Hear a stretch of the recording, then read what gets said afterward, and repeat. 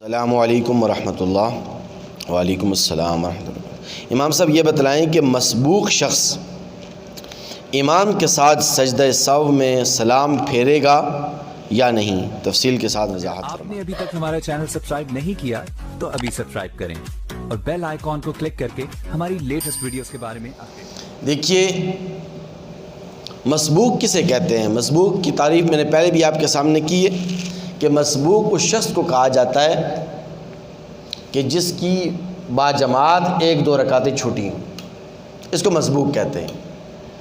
تو اب یہ مسبوق امام کے ساتھ سجدہ سہو کا سلام پھیرے گا یا نہیں پھیرے گا، یہ سوال پوچھا گیا ہے۔ تو یاد رکھیں کہ مسبوق شخص کو سجدہ سہو کے سلام پھیرنے کی اجازت نہیں ہے، وہ امام کے ساتھ سلام نہیں پھیرے گا۔ لیکن اگر پھیر دیا تو پھر کیا ہوگا؟ پھر دو صورتیں۔ اگر مسبوق آدمی نے، مسبوق نمازی نے سجدہ سہو کا سلام امام کے ساتھ پھیر دیا تو پھر اس کی دو صورتیں ہیں۔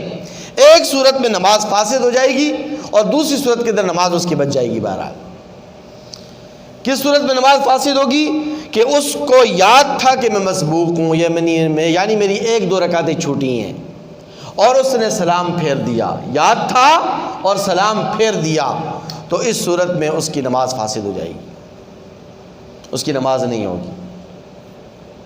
لیکن دوسری صورت کہ مسبوق شخص بھول گیا، یعنی اس کو یاد نہیں تھا کہ میں مسبوق ہوں یا نہیں ہوں، اس کو یاد ہی نہیں رہا کہ میری ایک دو رکعتیں چھوٹی ہیں، اور اس نے اگر سلام پھیر دیا تو پھر اس کی نماز فاسد نہیں ہوگی، اس کی نماز بچ جائے گی۔